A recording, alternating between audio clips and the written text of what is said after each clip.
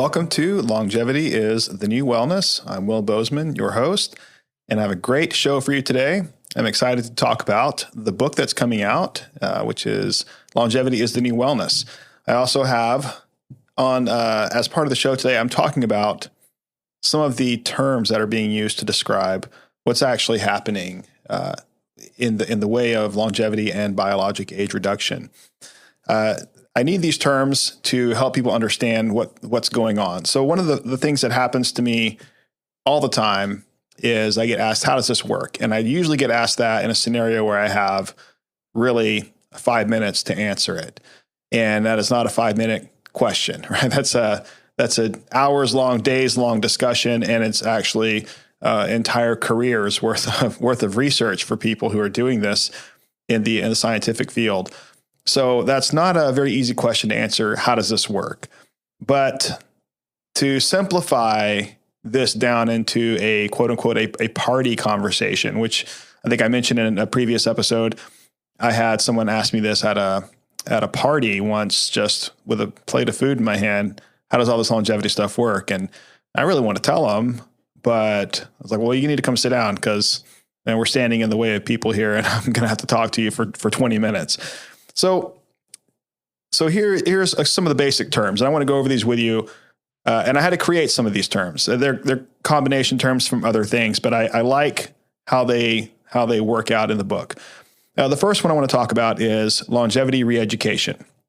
The term reeducation is used in the medical space in various capacities to train. It's a lot of it in physical therapy. They're retraining muscles. You've got neuromuscular reeducation, retraining muscles and tissues to act the right way again.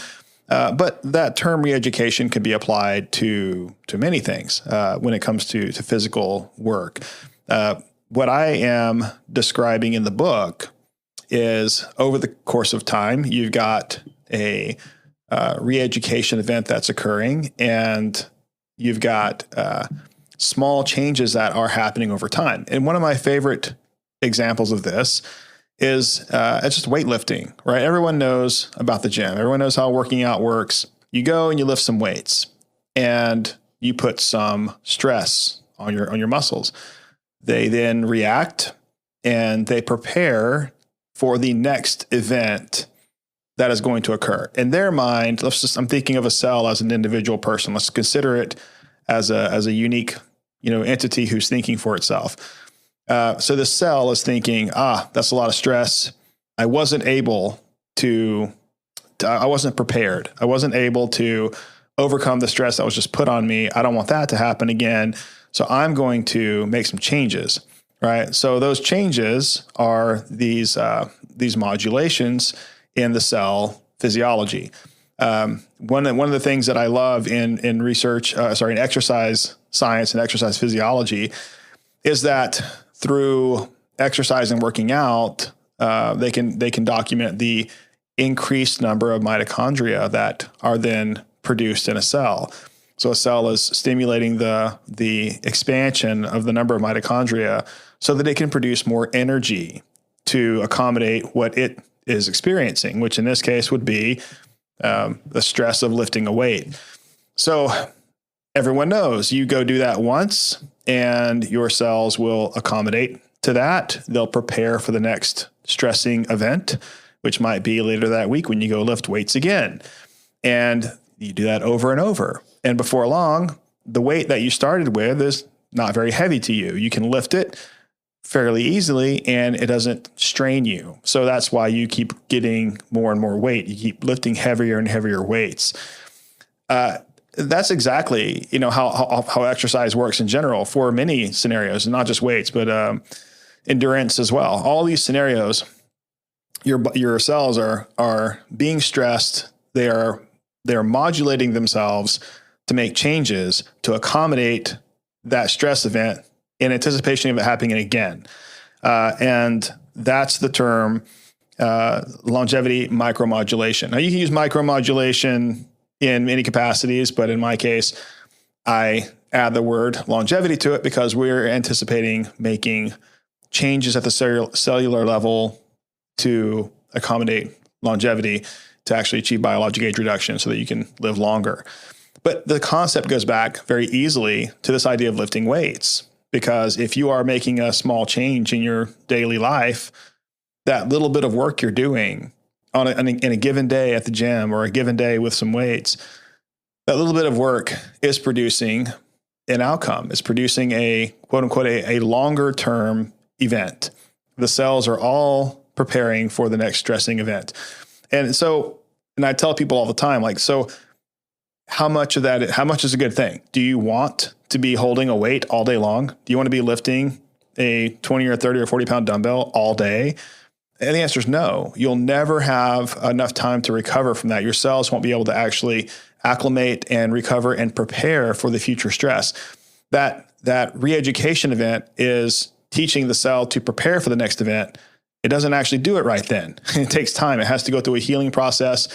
And then the stress causes the stimulation to occur that would actually prepare it for the next cycle, right? So it doesn't happen on the spot, which means that it has to be an incremental stress, right? It has to be a small amount that occurs. It can't be too much, because if it's too much, it just destroys everything. Imagine if you were to lift weights all day long and you couldn't stop, you would do way more damage than you would good. It would just tear everything down, and it would be very harmful to you. And of course, your body's not prepared for that. So you want this very small amount of stress to occur. You accommodate for it, and then you add another event of stress to occur. You accommodate for that, and you keep on going. So that is essentially how this works for longevity. We have a range of activities and conditions and things that are going to stress the cells and create this micromodulation event. This is what I'm calling longevity micromodulation. So that micromodulation is the re-education of your tissues. It's the re-education of your cells. Re-education meaning that they've already established themselves to be a certain way, and now you're training them to be a different way. You're training them to be more prepared for the next event, right? You're training them to be ready to lift a heavier weight. If you're into endurance sports, you're training them to be more prepared for an endurance event, right? So, and of course, if you are in the longevity cycle, you're doing things like sauna therapy and cryotherapy and fasting and other things like that. And those things are stressing the cells in the right direction for longevity. You're training them to act and be a little bit, in our case, a little bit younger than they are, because they have to act that way to accommodate the stress that's occurring. And so that's how we are able to accomplish this quest of achieving biologic age reduction and in living a longer life, and also being healthier in the process. So that re-education event is created through micromodulation, and I call that longevity micromodulation because there's these micromodulation events occurring, and all your cells accommodate. So obviously not all your cells in your entire body are going to react the same way, right? If you get into a sauna and you do the recommended, the research shows, I believe it's approximately 160, 170 degrees for 20 minutes for multiple times a week. That's one of the research articles I read. In a later episode, I'll actually pull that article out and we'll go over that, because we'll talk about what's occurring in sauna therapy that makes it valuable for your cells. But just for reference, that's one of the longevity activities. And not all of your cells are going to respond identically to that heat event, right? Some of them respond more rapidly. Some of them are going to respond slowly. Some of them may not have much of an issue with it. But some of them will be the fast acting, rapid responders to that stress. And that's good. You want those cells to actually make that initial step to accommodate that stress event of being overheated in that capacity in the sauna. And over time, the cells who are doing that reaction are stimulating the cells around them to hear this, to see and hear the reaction that's occurring, and they will eventually begin to accommodate collectively. It just takes time, which is why you don't experience success of anything that you do all at one time. You don't go to the gym and lift weights once and now you're a weightlifter at the Olympics. It doesn't work that way. It takes quite a bit of time, and all of your tissues and all of your systems take time to accommodate to the changes that are occurring. So once you have actually achieved some changes, the reason it's so hard, the reason why you don't just lift weights once and then you're suddenly in the Olympics as a weightlifter is largely because of a term called homeostasis. And you'll probably remember that from high school biology. I went through a lot of science courses through college and then into medical school, and we learned about that term quite frequently. That term is used to describe the body's effort to maintain stability, right? It wants to stay the same. Like, it does not like change. There are thousands of mechanisms in place in your physiology to keep things stable. All right. So that's exactly what your body wants, stability, and it doesn't like change. So that's why it takes so long for you to create changes through micromodulations that can actually create these changes that will last. Once these changes have occurred, they then can endure for a period of time. You're creating a new homeostasis, right? Just the same reason why if you're an Olympic weightlifter and you don't work out one day, that doesn't mean you're no longer an Olympic weightlifter. You've already achieved that level, and now it would take some time for that to fade away. It doesn't just fade away overnight, the same way you didn't get there overnight, right? So this is actually goes back to one of the same scenarios with people who are in a variety of health events. And one of the first ones I'm thinking of is weight loss. You didn't get there overnight. You're not going to get back where you started overnight, right? It takes time, right? So homeostasis is that balancing process. So what we want to do is we want to create a longevity homeostasis, a new longevity homeostasis that actually works in combination with your longevity re-education, right? We're training the tissues to be a certain way. We're teaching them and retraining them to act this way in an effort to create a new longevity homeostasis. So when we do the blood testing, I mentioned in the previous episode, we do a lot of blood testing. We're doing age testing. We identify what your biologic age is. And now what we want to do is achieve a younger biologic age through that testing method. So we're going to go back and say, okay, you're 50 years old and you tested as a 50-year-old. Now we're going to help you engage in all these activities. And we want you to now, ideally, through all these activities, you'll be testing now, let's say, as a 45-year-old, right? Over the course of 6 months. That's our plan. So 6 months later, you're now testing as a 45-year-old, and it took some work to get there. But guess what? You, in the process, are reestablishing a new homeostasis. If you are able to take 6 months out of your life or not out of your life, but take 6 months to achieve that biologic age reduction, you're not going to lose it overnight, right? You have created a new homeostasis effect. It took time to get there. It's going to take time for that to go back. So that's great. So that's actually what we want, because the longer you can maintain your younger biologic age, the more health benefits you will enjoy, right? So I talk about this in another episode. We're going to go into some of the actual health benefits of this, but ideally, and this is quite theoretical still at this stage, there's a lot of research going into this. If you are a 50-year-old person and you're testing biologically as a 40-year-old person, you theoretically should be experiencing the health profile of a 40-year-old person in large part. Maybe not 100% of that effect, but there should be a substantial amount of health risk reduction that you've accomplished through testing at a 10-year younger age. That's actually one of the significant benefits of all of this, is the ability to put off the health-related illnesses of age. And also, quite frankly, that's the whole purpose of the entire book. Longevity is the new wellness. It's the intention of using this concept of longevity to achieve health and wellness activities, right? That's what we want to do.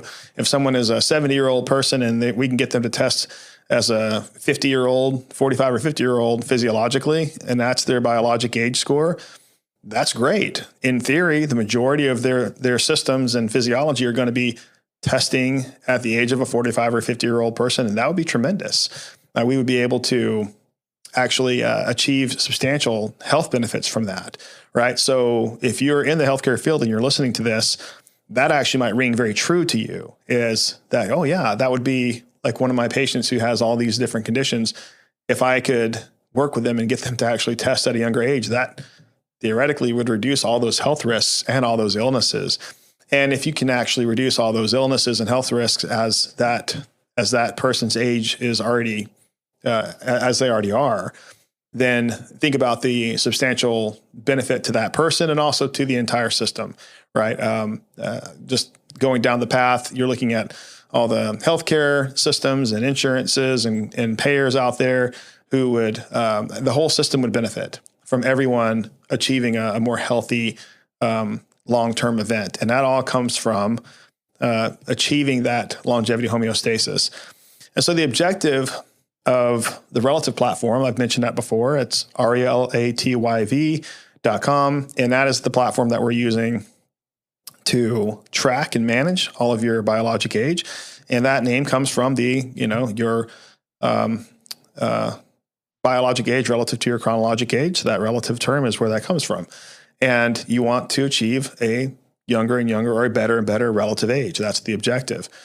So that's the platform where we track all of this. And that's why we have these health coaches I mentioned in a previous episode. And we're going to have future episodes where we talk with some of the health coaches and some of the designers of the coaching platform. Some of the longevity coaches.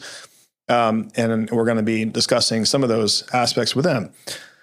One of the objectives is to keep a patient engaged for a long period of time, because the longer they can engage in a biologic age reduction state, if they can achieve that 10-year age reduction, they can stay there for years and years at a time, always testing 10 years younger than they are, then quite a number of your systems and physiology are going to meet and match that younger age presence that's already being established. That is your new longevity homeostasis. You are effectively at that point a 10-year younger person than you are. You're still aging every year chronologically, and there's still going to be some continual aging that's occurring, but you are effectively operating physiologically as a 10-year younger person. And if you can keep that going, that's the whole concept behind being able to live 10 years longer than you currently do, right? If our average lifespan is 80 and we can actually get someone to test at a 20-year younger biologic age, theoretically, if they can keep that up, then that person should technically be able to extend their total lifespan out to, 20 plus years, right? That's the objective. That's what all the theories are aiming for. That's what people are seeing in some of the research. And that's what we're all hoping for in this medical field. That's why it's very exciting, right? We can extend the total lifespan and health span of all the people participating in these programs. So those are some of the initial terms I wanted to go over. There's a few more really interesting ones that help describe all of this. So we've got longevity reeducation. We have longevity homeostasis. We've also got longevity micromodulation. And we also have incremental longevity stresses or stressors. Those are the little events that are occurring. Like I mentioned before, you don't become a weightlifter after one session. You also don't achieve a 10-year age reduction after 1 week of doing this, right? You have to do this continuously for months. And when I say do this, I'm talking about engage in the activities that are causing this effect.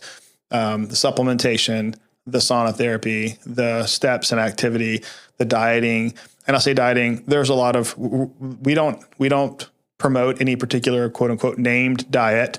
There are names to describe the type of dieting that is used, but everyone's got, a special diet plan that they follow. There's a lot of that. So we're not trying to, overtake the diet plans that are out there, but we do want to implement certain strategies into everyone's diet that they can engage in that would be considered a longevity style diet plan to accommodate what they already have, but add some things into it that would help specifically for longevity. So those incremental longevity stresses are the small events that are occurring every day, right? Those are the things that you are triggering your cells to act younger and to make those changes to end up testing biologically younger. And the reason they do that is because they are putting off markers, and I'll talk about another term here in a second that describes what they're doing. One of the other terms that we use to track everything is called longevity mimetics, or longevity micromimetics, if you will. That is the process of tracking the micro changes for longevity purposes. So you're not just tracking change, you're tracking specific changes for longevity. And that's what that is, longevity micromimetics. So now we have a term called cellular retirement. So the official term for this is called senescence and cellular senescence. And I've had a lot of people, I don't know why, some terms are easy for people to capture in their mind and some are not. But when you start talking about senescence, it doesn't exactly describe what's occurring to a regular person who reads that word. I've had a number of people say, well, that doesn't really, well, what does that mean exactly, right? You have to explain what senescence means, cellular senescence means to them. So rather than have a term like that you have to explain what it actually is talking about, I thought a better term for the general, public to get the process started would be cellular retirement. Everyone understands what that means. You retire something, you set it aside. It's not a full active participant in this activity anymore. It's retired or semi-retired or fully retired. Everybody knows what that term means. And so cellular retirement is cellular senescence, but I'll just use the term retirement for now. Those cells, they're throughout your body, and when they stop participating, largely because they are comfortable, right? The more comfortable they are in their current homeostasis, right? The current trend of comfort and ease that the cells are enjoying. When they're sitting in that state, they don't have a lot of reason to get up and work, not a lot of reason to get up and act. They are comfortable, they're moving forward, and they start putting out signals that they are effectively retired, right? So they're sending a signal or a notice to all the cells around them that they are now enjoying retirement, and they are not actively participating in a 9-to-5, right? So they're out having a great time and enjoying themselves, and not actually clocking in with the other cells around them. So that particular signaling process, which again is very complicated as well, it actually triggers the cells around them to head that direction, right? They actually start to it's homeostasis, right? You want, one process starts to become the standard, and they all want to stabilize to that level. So this homeostasis effect actually causes cellular retirement to spread and expand. So you've got these cells that are triggering this event across the body. And the more of these signals that are flying around, the more likely these other cells are to take notice and to actually react to some of those signals and to begin to engage in some ramp down activity. They start slowing things down. And one cell is saying, hey, I slowed it down and I'm doing just fine. And the other cells are saying, well, I should do the same thing because I'm putting a lot of energy into all of this production over here and I don't have to anymore. So I'm going to just slow things down as well.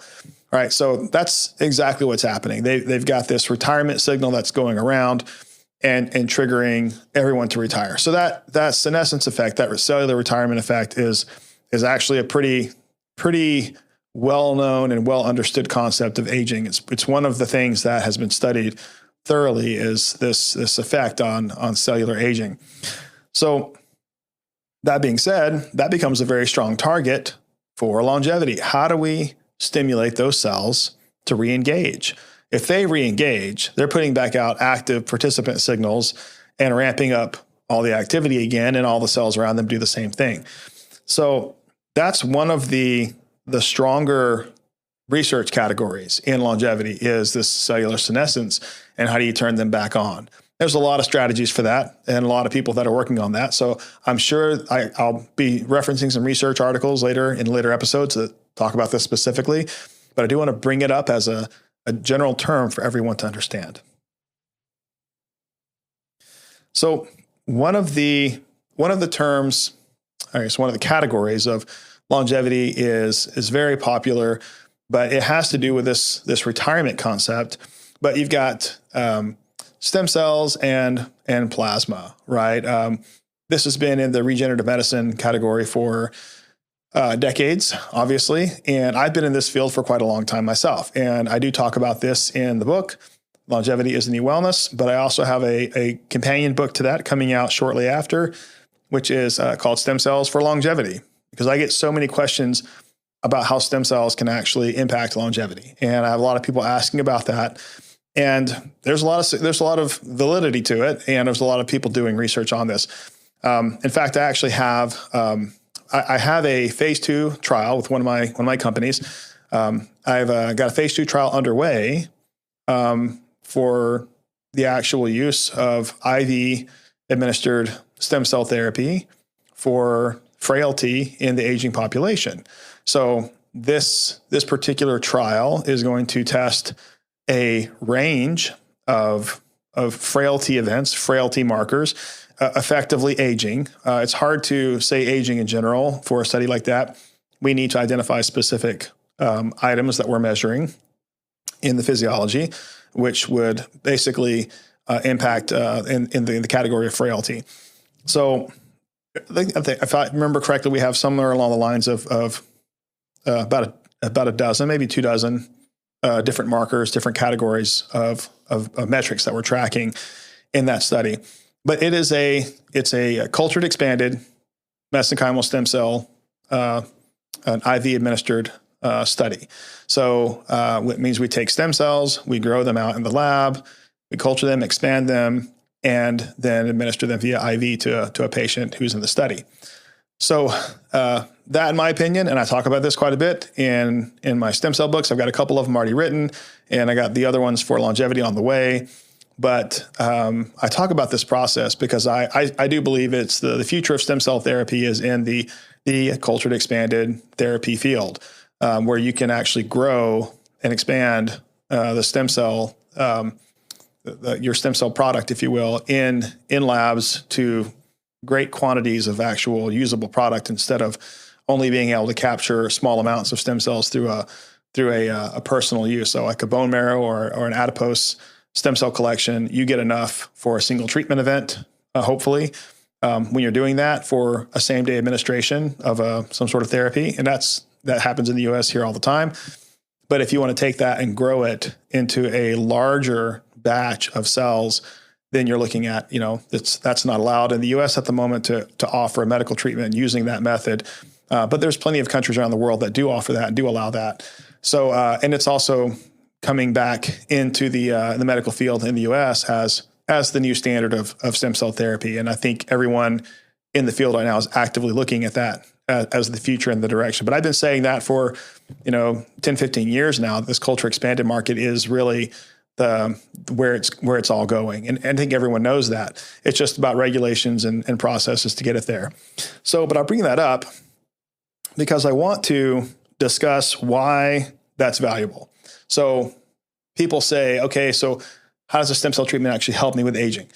Well, it kind of goes back to that cellular senescence topic and that cellular retirement topic. You're introducing, first off, everyone would understand that you currently have stem cells all over your body, in all your tissues. They regenerate and replicate cells in your current tissues as needed. When something's damaged, there's a stem cell right there ready to help it out. And those stem cells are some of the ones we're talking about here that are actually slowing things down and retiring. When those stem cells in your current tissue start retiring, that's when you start having the inability to keep up with wear and tear, right? So the stem cells are not producing enough replicated cells to actually to overcome the damage event that's occurring, just the wear and tear events that are occurring throughout your body, AKA that's aging, right? You're getting older. You're not replicating everything fast enough to overcome the damage. So the idea is that a thorough dose of IV administered stem cells would effectively dose the entire body with a whole new active batch of cells, of stem cells, who would then, in theory, embed themselves in all of your tissues, administered there through the blood, and then become the new active cell to actually take things over, pick up, carry the load, pick up the weight, whatever you want to call it, and start producing supporting cells for all the tissues, because it's going to be sensing a lot of tissue damage and a lot of need. So that's the theory. And it's more than a theory. It's being actively conducted in a variety of ways right now. And there's excellent results and outcomes occurring from this. So we're seeing tremendous potential value in being able to administer an actual IV stem cell therapy in this method. So that's something that we are actively pursuing. Not say we, the medical field is actively pursuing it, but I personally am involved and also am pursuing this with partners in the company that I'm doing this with. So it's a very exciting field to be in, and I'm very happy to do it. And some of the doctors that we have in our study are actually some of the world, I consider it to be some of the world's experts in this category. And I'm very excited to work with them on this as well. So that's a very exciting category. I can talk about that. I do have several podcast episodes later. We're going to talk specifically about stem cells, what they're doing, and how they affect longevity. But I do want to bring that up with everyone today because that's a very hot topic in general. I get a lot of questions about that all the time. And I should probably have a foundational stem cell episode just going over just the basics of stem cells. I think I should probably do that before I go into how all that works for longevity. There's another concept here called plasmapheresis. Some of you may have heard of that, maybe not. Plasma is obviously the fluid portion of your blood, and there's a variety of cells in that fluid as well.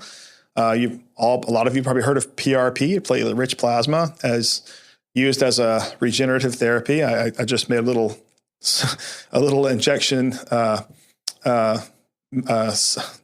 sign with my hand here, because in my mind I'm thinking on doing an injection, a PRP injection. So that's how I describe it visually. But you take blood, you take blood from a person, and you spin down the PRP, take it out, and you re-inject it back into a specific damaged tissue, and that's PRP. All right, it's platelet-rich plasma. Very, very effective treatment. I will say it would need to be properly concentrated for it to be an actual effective treatment. I own the term high dose PRP for that reason, because I've believed that term high dose describes appropriately the type of PRP that's required for effective dosing. So a lot of offices out there, and I'll say this, most offices out there offering PRP are offering I would say it not to insult all of them, because they all have different brands and different spinning systems. They're all offering a less than ideal concentration dose. I'd say a lot of them on average are somewhere in the neighborhood of 2 to 6x concentration of plasma that's already in your blood. That's not terribly concentrated. In some cases, that might work for people, and it could do well, but a lot of times it just isn't enough. Some of the more advanced systems are concentrating plasma as high as 22 times the blood concentration. And sometimes that's required for people who don't have very strong concentrations of growth factors already in their plasma. So you have to concentrate many more times to get the proper, dose of all those growth factors to achieve a certain level of tissue repair. And some great research on this. By the way, there's a lot of mountains of research on PRP treatments now. So it's not really a quote unquote suggestion anymore. It's more of the next phase of medical care in the orthopedic and pain world. But to have that PRP concentration reach that higher level to produce that effect, some of the growth curves or some of the success curves in the literature, there's just a very strong curve right at that, between 7 and 10x concentration mark. When you get to that point, you're seeing the spike in success, right? In tissue regeneration and all those things. Whereas in the lower concentrations, that 2 to 6x concentration just hasn't quite hit the mark for achieving that growth. Right after that, though, you've got this nice curve and spike. And I've seen several articles that show that that concentration has a lot to do, like probably almost everything. In my stem cell books, I actually talk about how the dose is everything, concentration is everything, in stem cells and in PRP.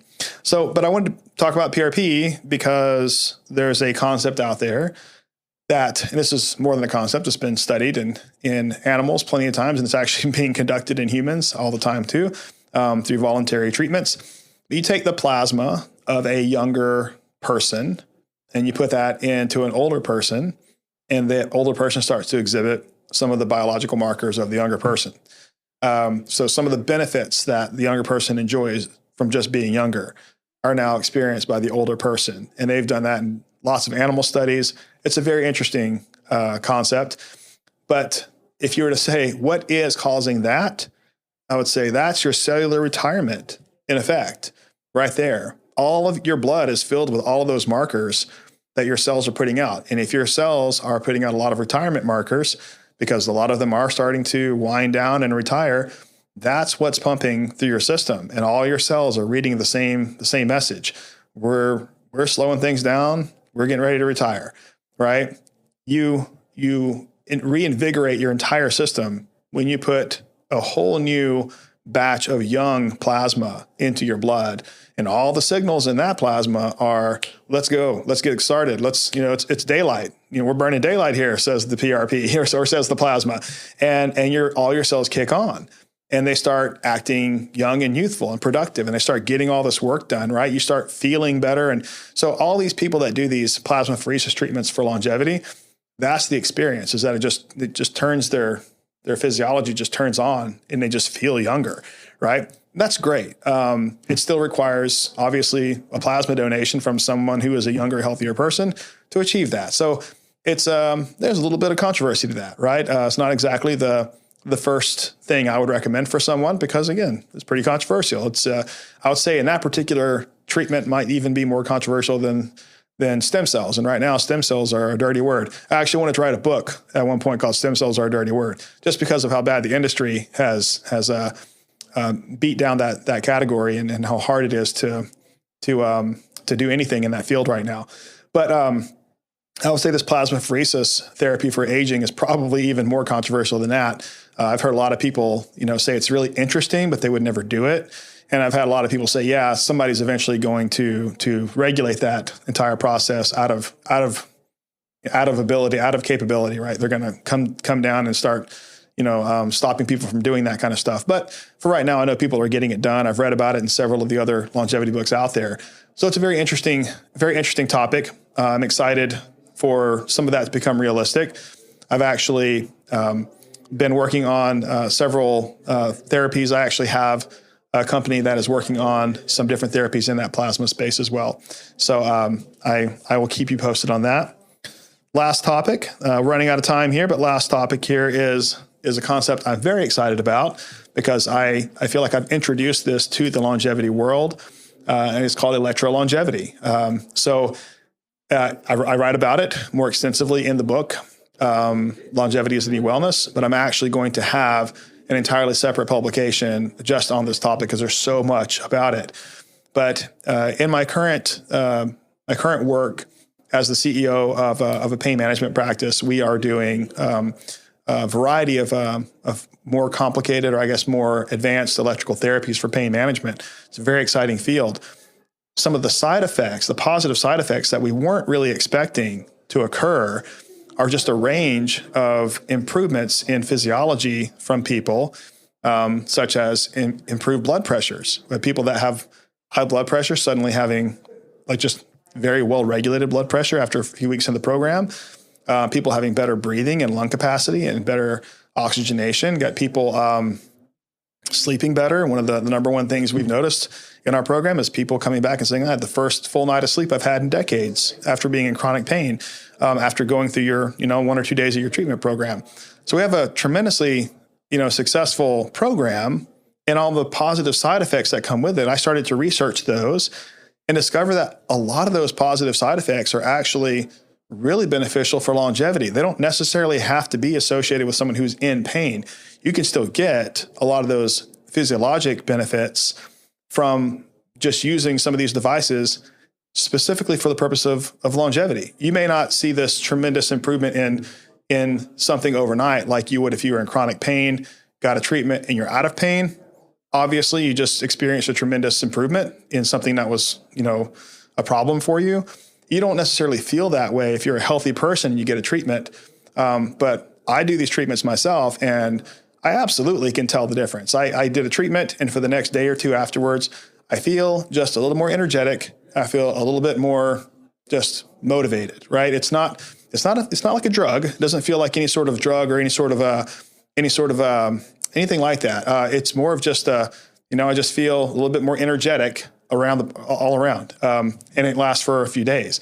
So I started researching that, and there's a substantial amount of literature that can validate what's occurring with this electrolongevity concept. And that's actually why I'm very excited about introducing that as an entire category of longevity that doesn't even exist yet. Some of the other researchers and some of the other people in the field have talked about electrical therapies, but largely they're only talking about it from the perspective of assisting with some pain issues, which is what I do for a living right now. I manage a group of pain management offices using this particular type of therapy.